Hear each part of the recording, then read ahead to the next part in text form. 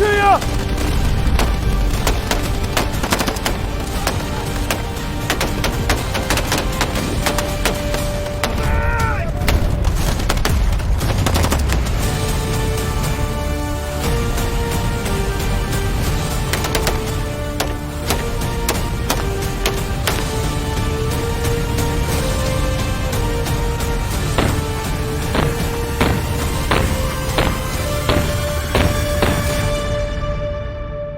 Today, we'll be talking about the Desert Tech Wolverine, specifically the Micron that we have right here, which is the short-barreled rifle. But as you know, we're not big fans of the ATF.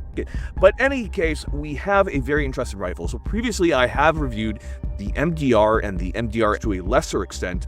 This is now a continuation of that rifle series, and I would say a fairly good upgrade of what we're seeing from what we saw previously, which, in my opinion, had quite a few problems. So we're going to be delving into the Desert Tech Wolverine. At this point, we have over 2,000 rounds on it, and I think we have a pretty good handle on how it is performing.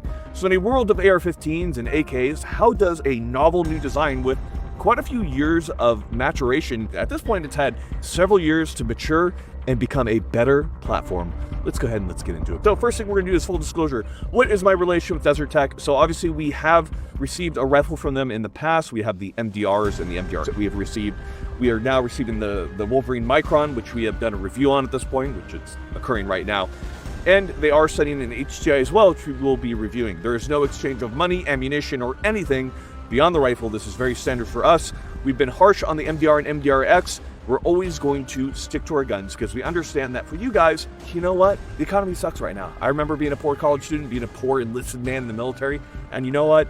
I would scrimp, save, and just do a crazy amount of research prior to buying something. So hopefully we can help you come to a good decision so that you don't waste your hard-earned V-Bucks. Before we do that, though, we of course have to thank the biggest sponsor of the channel, who is Primary Arms. Big thank you to them. It is Laffy Taffy made. Go in there, say, I love Laffy Taffy, hashtag Grantham, see what happens. It might be good, it might be bad, you might be banned for life. But you know what? We're here to see it. They're amazing. Go and just give them a lot of love. And of course, if you are looking to be more American, Henry Repeating Arms, just, you know, it's hard to be more American than a lever action rifle or a lever action shotgun or a revolver. So just love them for who they are and what they represent. And of course, if you want to get better at shooting, we recommend Dry Fire. Mantis will turn your weapon into a dry fire machine. It is so good that all of my Mantis systems have been stolen from me. And of course, all ammunition is provided for by AAC. We've been firing 77 grain Sierra Match King, which is our go-to. Finally, don't forget the Patreon for tons of clips of me being an idiot. The Desert Tech Wolverine, more specifically, this is the 11.5-inch barreled variant instead of the 16, and it is quite compact. There's a lot to say about this, but for now, what are we doing today right now, John? Drills. It's the best way to do it. So you might have a question. Why should you listen to me and John? Why should they listen to us, John? We shoot guns a lot. We shoot guns. We have great military careers. I was Air Force Special Warfare. John, you were in the Army, and what'd you do? John was a Ranger. Okay, we're getting John over here like, oh, what did I do? No idea. look at the facts. Right. You're being so silly, John. Okay, first things first, gonna be a bill drill, 6 rounds at 7 yards and under, we'll say under 1.3. It's gonna be difficult with a bullpup. The trigger's not as good. Oh yeah, but of course. Stand by. 133. Nice. Over. Oh, out. Yeah, that's clean. Felt good. I was a little delayed, I feel, in my response. What was my first shot? First shot, was that 0.66? Oh, that's slow. Okay, give me one more. Give me one more. You get 2 as well, John. All right. Stand by. 105. Woo! You really sped it up. You have one Charlie, but Oh! that was your very first ones. Well, you know what? Like they say, nothing's free in water world. 0.30 was your first round. You know what? C-zone's still good. Hit in the shoulder, he's still going down. All right, John's up. Now, my favorite part about this is that John has to go after me after I've been shooting like 1,000 rounds on the range. So, that's life though, right, John? Yeah, let me do like a couple just. All right. You got it. Shoot, are you ready? Stand by. Yep. Nice, 1.18. Better than me on my first try. Stand by. You know what? 130. John's is built different. Built special, for sure. You know, I think it's me with Legos, or both of us. Autism's a hell of a drug. Okay, now, one thing that we want to point out is how compact this rifle is. So being a bullpup design, there are a lot of advantages to it. Mostly the fact that because the majority of the receiver mechanism is behind the trigger, this allows you to really suck back everything into the gun itself. Now, traditionally, there have been some problems with it. There's usually a bad trigger. Usually magazine reloads can be a little wonky and stuff. I feel like they did solve a lot of that with this. But before we get into that, let's go ahead and let's do some apples to oranges comparisons. Let's place a couple traditional guns next to this so you can see the difference in size. All right, first thing that we're going to put down is going to be your standard, just URGI. This is 11.5. This is a fighting rifle of USACOM, and it is a great rifle. But as you can see, being in a traditional, even collapsed variant, you still have quite a bit of barrel length. In fact, with a suppressor attached to this, you still have the URGI as longer, despite having the same barrel length. Next up, we compare it to an MCX. So we have our Virtus MCX right here. This is with stock at the shortest position. There's only 2 positions on that stock, but as you can see, still significantly longer. With a suppressor, we're still shorter with our Desert Tech Wolverine right here. And finally, kind of a more interesting comparison, this is John's MP5 right here. And you can see that even an MP5 is still larger than the Desert Tech. Now, a couple issues that you run into with bullpups is you do have the action right here that tends to be louder than more traditional guns where the action's more up front. You do have that detonation of the round closer to your jaw. So I do find them to be a little bit more loud as far as from the shooter's perspective. And then traditionally you had a bad trigger. Now, I do believe that the Desert Tech Wolverine definitely solved that. You could see how fast we were on this gun. John, do you have anything to add when it comes to bullpups? I mean, like you said, the triggers are usually terrible, but this one is, I don't think it's aftermarket at all. It's not. That's from the factory. pretty good. It's pretty good. It feels pretty good. I wouldn't call it like, Geisley level, of course, but it's very impressive. And I should note that, I've done reviews on the Desert Tech MDRs previously, the MDRX, and I did have some significant problems with that. We aren't running into those issues. In fact, the Wolverine does have less parts. It is simplified compared to the MDR. And so far, I would say we have quite the winner right here. So another thing, we compared the lengths of these 2 rifles. Obviously, this was a little bit longer, but pretty much everyone across the board, your stock is going to be about that far out. So I'd say that's more of a fair comparison. You're going to see how much that affects us here in a second. Yep. And that's not like us cheating the system. That is the typical length that John has his at. Mine's 1 position in, but despite that, it's still more length than what you'd see completely collapsed. I don't know anybody who runs a gun completely collapsed anymore. silly geese. All right, John, on you, buddy. So yeah, I had to get like a decent ways away from the barricade, especially if I had a can on it. You really don't want to be, bumping into it, but I can be even closer to it, especially if I'm moving down like a tight hallway. That's where that bullpup really 100%. And if John were to have to enter into a doorway or anything like that, where there's a possibility of having to dip that gun rather than dip in it, most people are going to do what's called short stocking it. They're going to bring that stock above or below their shoulder as they enter. So there are ways to fight around it. It's not like, oh my God, the bullpup's the only way. Just understand that in many ways, it's probably going to be simpler. Now, John's going to show that same drill and some ways that he doesn't have to short stock when using the Wolverine. I'll go ahead and I'll put this mag back in my handy dandy Onward Researcher Soldiers placard. This can hold, 5.56. We also have the heavy version if you need more retention. It's a good product, and it just so happens to be made by us. Yeah, as you can see, I can get really close to this wall if I have to. There's a lot of residential hallways are very, very skinny. Something to think about. It's much easier, and then as you can see, in addition to that, if John were to have to enter a hallway, there's less short stocking that needs to be done. It's more time on the gun with the gun just slightly depressed versus having to bring that gun up and off the shoulder. So the charging handle is good, but just note, kind of like the SCAR, if you have big lugs, you can rack your knuckles on it. One thing to note too, guys, obviously we do have a charging handle here. It does the typical bolt lock back and everything, but if you need to actuate it, having any type of mount that's a little bit further out, you have to be kind of aware of the issues that can create as far as racking your knuckles on that. I've kind of trained around it, but if you're not used to it, you're going to hit it. Now, we've done quite a bit of shooting at this point. We're going to do one more drill showing transitions, which it is nicer with a short gun. Let's go and take a look at that. Shoot ready. Yep. Stand by. 152. All right. Shitty on that one, but overall, pretty easy on the transition. John, you're up next. Shooter, come turn the course fire. Yep. Stand by. Damn, BD both, look. 1.5. Okay, a lot of practical shooting. Let's go ahead and let's take a look at what it's like as far as its practical accuracy. Okay, we're going to be shooting out to 550, so we do have a 4150 CMV barrel. This is the same barrel used in military M4s, M16s. In addition to that, we have a 1-in-7 tris barrel. We are shooting 77 grain Sierra Match Kings, which are optimized for longer range shooting. It's our go-to. So we'll go ahead and we'll start and see if we can get these impacts pretty well. All right, John, you spotting for me? Yep.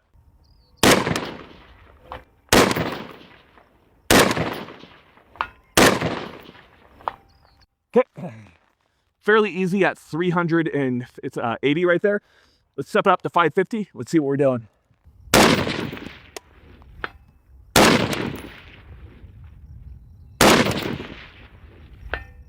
Okay. Well, there was no cut in the camera there, guys. That was just straight first round impact and then one miss and then impact again. So pretty simple, even with 11.5 barrel. Understand that 11.5 barrels are kind of me and John's go-tos because they really are great combat rifles out to about 500 plus. So easily demonstratable here. John, you want to give it a go? Yeah, sure. Go for it. I'm so good. I'm so good. I'm done now. No, you can't do the Seinfeld. First round impact. I know. I got to leave on a win. I just did like 4 in a row. No. I think like 3 in a row. All right. You can't fib here.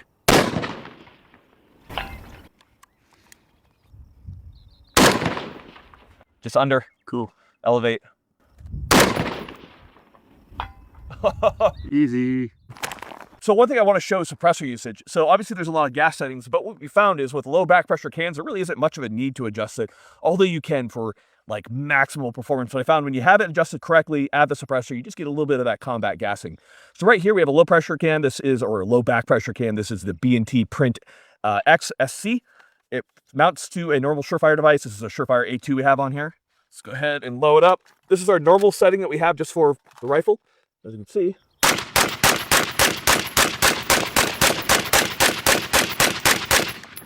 just no problem at all. So runs very well with the can, and that's something you want to see with a lot of these newer rifles. So I like that it's easily adjustable, that it runs well with the suppressor. This is what I'm looking for. Let's continue. Now you train hard, you train often. However, you need a reliable source of ammo. Where do you get that? Well, you know what? Today's video is brought to you by Ammo Squared. We have a lot of great things to say. Let's talk about them. Ammo Squared is your ultimate ammunition solution. They are America's ammo reserve, which is what they want. They have over 70 different calibers to choose from, multiple different options within those calibers as far as type, weight, everything you could possibly want. Now, all of your ammo is stored in a climate control facility, and you can choose when to ship it. You can buy piecemeal as you need. There are no minimums, and for orders that cost over $225, that shipping is free. So join tons of other tactical shooters just like us and get in with Ammo Squared. We of course love them because you know what? We love fellow Idahoans. That being said, Idaho is full up and full right, Sawyer.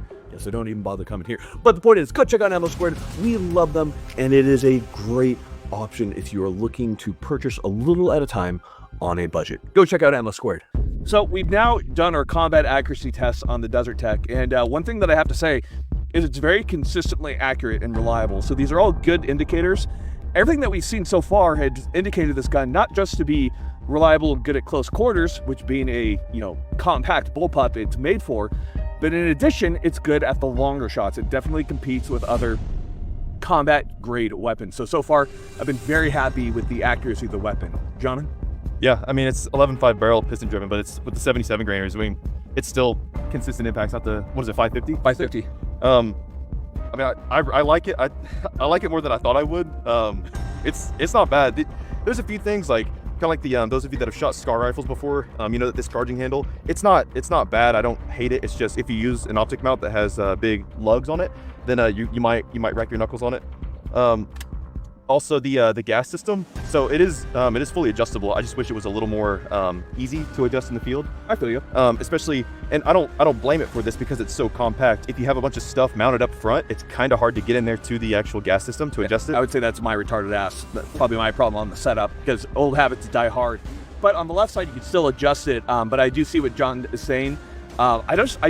I can't think of a better way because it has a pretty good open window. Like if I'm playing devil's advocate, I would say the window on the side is pretty large, and it does have the bullet tip to be able to, to be able to crank it over to position. So I'm not as critical on it, but I do understand that being a very compact rifle, it's hard to kind of fit everything into the package comfortably and ergonomically. Yeah, there's always going to be a trade-off. There's always going to be a trade-off on it.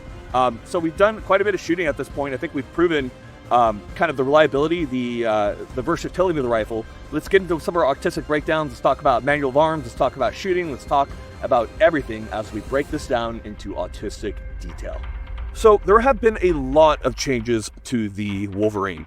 Now, more so than I specifically want to go into at this point, because at that point we're kind of comparing it versus the MDR, and that's not really my point. I want to review this as a standalone system from a shooter's perspective. We have a lot of rounds on this and a lot of different scenarios. Suffice to say, they've updated the barrel clamping technology so that you have better repeatability, better accuracy compared to older MDR rifles, and that seems to absolutely stand up. Beyond that, there's a massive reduction of parts. There's a lot of streamlining to the bolt carrier and the bolt belt system, as well as to the recoil system. Now, the Desert Tech Wolverine is a short-stroke piston-operated weapon, and it is firing from a detachable box magazine, your typical Stenag mags. And in the case of the Wolverine Micron, which we have right here, it is 11.5-inch barrel. And you can see how tiny this package is. First time you're going to be, excited to tell people about your tiny package.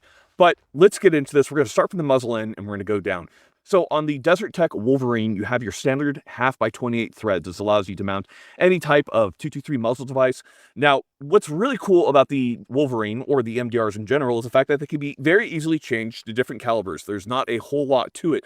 So whether that be 308, 300 black, 223, 65 Creedmoor, it can do it all with a simple conversion kit using the same serialized item. So that is one of the coolest things about the Wolverine. And there's not a whole lot of guns that do that and actually deliver on it. Desert Tech does. Now, in this case, we are reviewing a 5.56 variant. At the front here, we have removed the stock muzzle device. We wanted to be able to mount a suppressor of our choosing. In this case, we wanted to mount a Surefire type muzzle device. So we do have a Surefire A2. I'm a big fan of the A2, not specifically because it's the best, but I like the length and I like how it works well with suppressors. Now, moving back to the barrel, there's been a lot of questions about the specific type of barrel technology that they are using. They are using a 4150 CMV. This is a typical barrel steel that you see in a lot of different military rifles.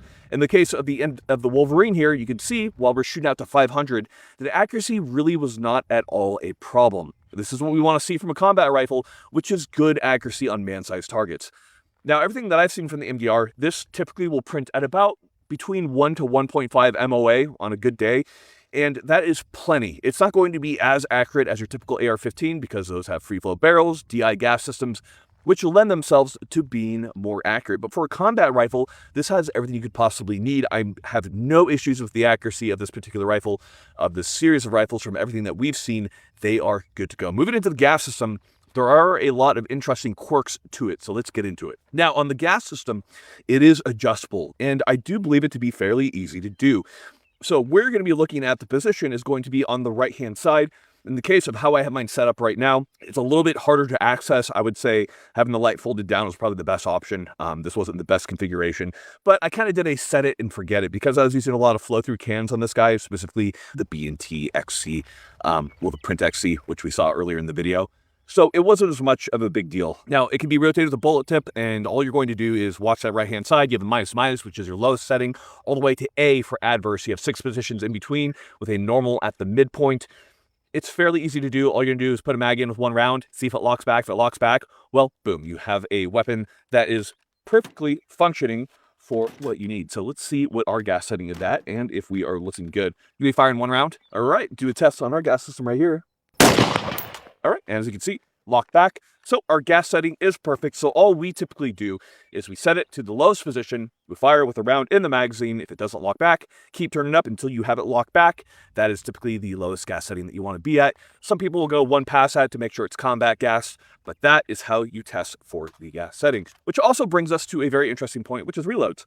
Reloads on the Wolverine, just like on the MDR, are very, very easy. Your bolt release is right here. Your magazine release is right up here. So when you're doing a reload, it's very easy. You simply do them in the pocket of your shoulder. You can simply insert that mag and your thumb's right there. Boom, now you are loaded. It is a very, very simple process to do. I love the simple ergonomics of the Wolverine. Getting a little ahead of ourselves, but it lends itself to the conversation. Now, the gas system on our rifle, at times we had the gas setting too low, sometimes we wouldn't lock back. That's a user error. That's something that can be easily corrected for, and once we had it gassed properly, we had no problems with the gun locking back. Now, on the Wolverine, I did have a few issues with some double feeds. I would at first attribute these to magazine, but we did have it occur a few times. There seems to be a break-in of about 500 rounds on the Wolverine. After that, we haven't really seen malfunctions, but I should note it was a bit of a rough break-in procedure. So, compared to a lot of guns that really didn't have any issues kind of right off the bat, I will kind of count this against the Wolverine as a bit concerning. However, I will say the last 2,000 rounds past that have been absolutely flawless. So it's a bit tough with our smaller sample size, but I will say that I am, for the most part, happy with the reliability that we've seen from the Wolverine. Now, moving back into there, let's talk a little bit about the controls. They are fairly interesting on the Wolverine. So to start off with, you are ambidextrous, and that is important to note. because a lot of people will recognize that on the earlier prototypes of the Wolverine, TBMDR, that's a terrible thing to say, but you did have a forward eject system, which did cause a lot of problems. They did away with that on this, and they solved some issues by making this completely reversible. It can eject right, it can eject left. It's fairly easy to change. It's not something that you do on the fly like you can with the Beretta ARX, but I don't think that's a really big deal. It's a little bit more involved in rotating the bolt head and swapping the ejection port covers, but it's fairly easy to do. If you're left-handed / wrong-handed like me, it's very easy to do. Now, right here, we have our magazine release. It is a bit sticky, in my opinion. It's not the simplest magazine release, but there is another magazine release, and that is right here. So whether you're using your finger up here, like on an AR-15, or whether you're reaching back and releasing it off the back end right here, both work. You do have redundancies and backups. I understand why it's a little bit tougher compared to your typical AR-15, because it is a linkage system that is going back and releasing it, so it's not the smoothest release up front here. Now, on our safety, I do wish there were slightly longer levers right here from the factory. I find these to be a little bit short, so when I'm up on the gun, you can see right here, I am there, but I'm kind of right on the edge, so that is something where I'd want those just a little bit longer to make it slightly more ergonomic.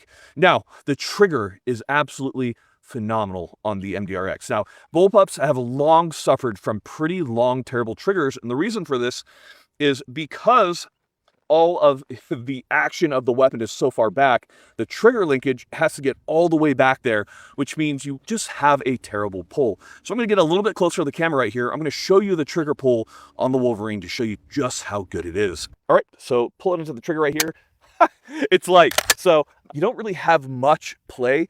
It's just a straight wall, and off that wall, you have about a 4.5 pound trigger.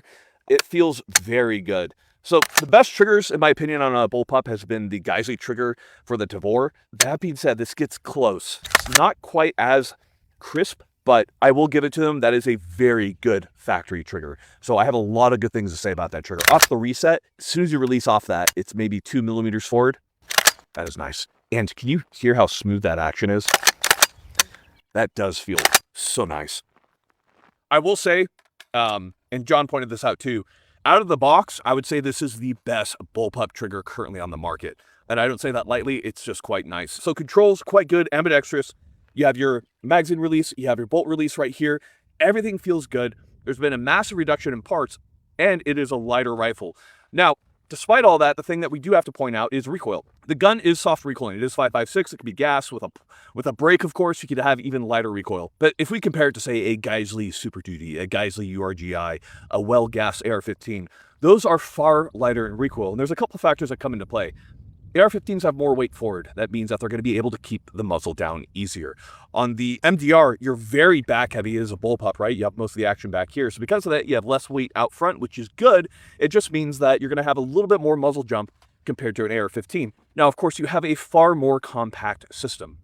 There's always going to be a trade-off somewhere. But after you shot the Wolverine for like a full day or two, and then you shoot like a Super Duty suppressor, you're like, oh my God, this is so much smoother. And that's not to crap on the Wolverine and say it's a bad rifle, rather to say that when you go so small and compact on a bullpup, or you go into a bullpup, it's just not a free lunch. It's not like you just get the best of every world, super light recoil along with a very compact weapon. There's always going to be something coming to play. And that's also when we talk about length of pull. It's not adjustable. What you have is what you got. So it's either going to fit you or it's not going to fit you, and there's no in between. Now, on the charging handle right here, no problems. It can be locked back to the rear. So if you need to lock it back to clear a malfunction or something, it's much like an HK where there's a little notch back here and you can push it up, and then you can release it by just hitting it back down on it.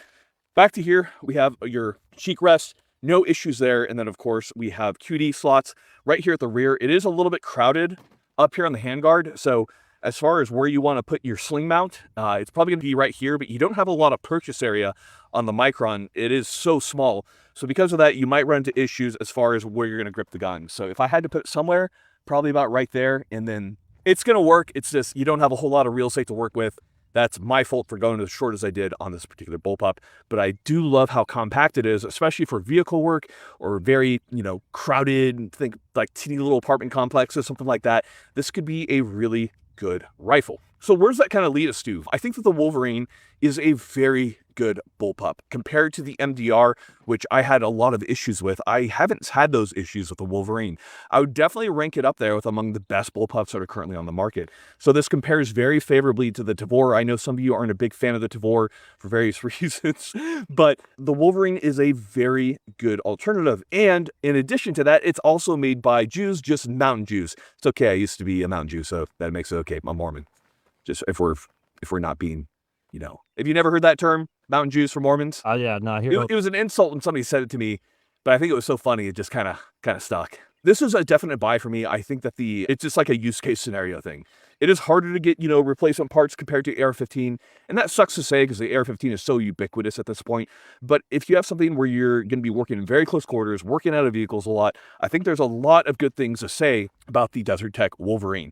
Now, before we kind of move on and kind of finish this up, let's go over a little bit of my setup. So because we have so little rail space here, and more specifically, I didn't want to mount anything that required a 0 off the handguard right here. I mounted anything that required a 0 off the optic rail. So obviously starting from our left-hand side right here, we have a pressure pad wrapping around front to our Surefire light. The one thing I would change about this is I would lower the light just a little bit, just for clearance on this charging handle, just so it doesn't interfere. And then at the top here, we have a B.E. Myers Maul. I love the Maul. It's very well suited to short rifles, so where you don't have a whole lot of rail space, because it sits off to the side, it's very easy to actuate the controls, and it works perfectly on the Desert Tech. So we have that. At the rear here, we have an Endpoint Comp M4S, which is literally bomb-proof. It is mounted to a Geisley mount, and that is just a very nice-looking, very simple, very robust build. So, guys, get out there. If you're so worried because you don't have the money for a Wolverine, I understand. If you don't want to switch from an AR-15, it doesn't matter. If you have a Wolverine and you're concerned about other things, just go shoot your gun. This is a perfectly acceptable combat rifle from everything that I've seen, and just train with it. That's what's really going to matter, whether you have this or your basic AR-15, just like we showed in the PSA video. These are all different flavors. They're all going to fit different use case scenarios. Don't get too wrapped up in, do I have the best of the best, and wrap more into, am I the best of the best? That's what's going to matter most. Now, guys, thank you so much for watching. We got nothing else for you. Final thing will be dad advice. My dad advice is something that I think works, which is, no matter what, don't let your video game character be a higher rank than you in real life.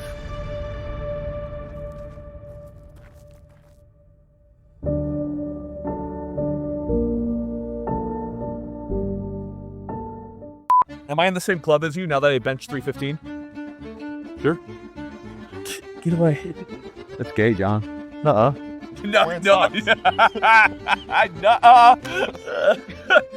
That's like the best comeback ever. Which one am I going for? The 5 dude? Yeah. What you thinking about, John?